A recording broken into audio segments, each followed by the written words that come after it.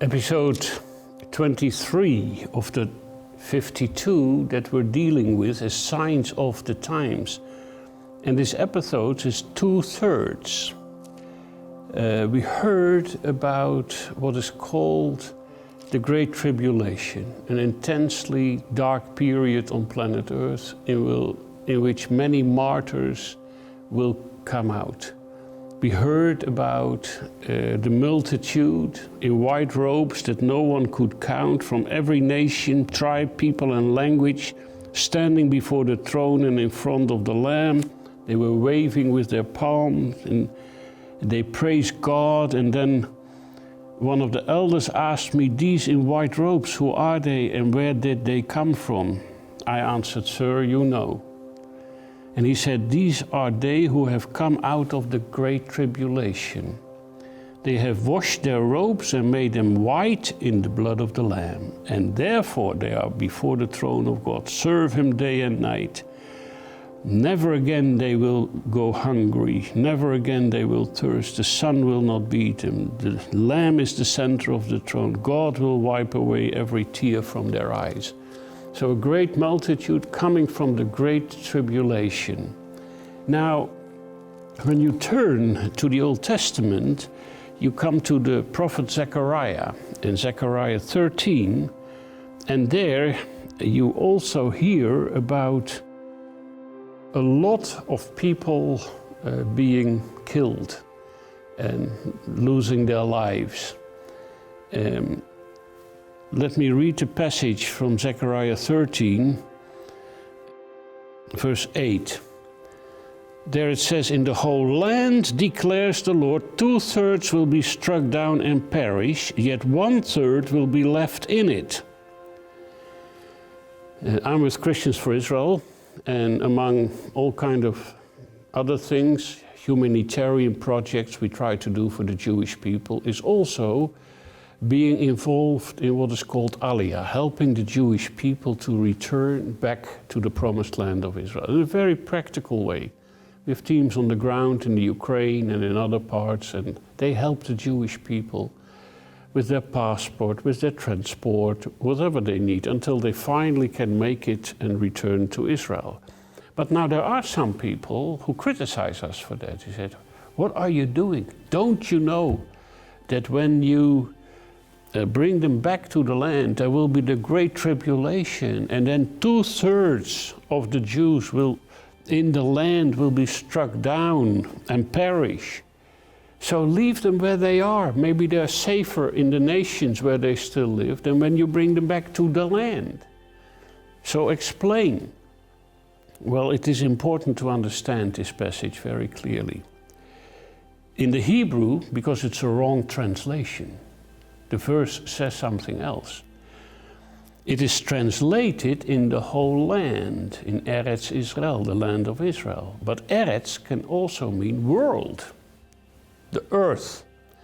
Now, when a few verses later, in chapter 14, there you read in verse 9, "The Lord will be king over the whole world, over the whole earth. On that day there will be one Lord, and his name will be the only name." In the Hebrew, it's exactly the same word. Now, it's absolutely true that one day the Lord will be king over all the world. Why translate it world in this case, and in the other case, suddenly, the land of Israel? So you should translate in verse 8 in the same way. "In the whole world, declares the Lord, 2/3 will be struck down and perish. Only 1/3 will be left in it." When you count all the Jews that were murdered and killed and persecuted over the centuries in the last 2,000 years, including the great climax of 6 million Jews being murdered in the concentration camps and the gas chambers of Nazi Germany, then you understand 2/3 over the centuries have been murdered and killed. There's only 1/3 left in the world. 15 million Jews are still there in the world. That's all. It's only a small remnant. Now, when you read the whole passage, it's even a short history of salvation. It starts with verse 7. Awake, O sword, against my shepherd, against the man who is close to me, declares the Lord Almighty. Strike the shepherd, and the sheep will be scattered, and I will even turn against the little ones. So first the shepherd is killed. Who's the shepherd? It's the good shepherd, it's Jesus. So he's first killed.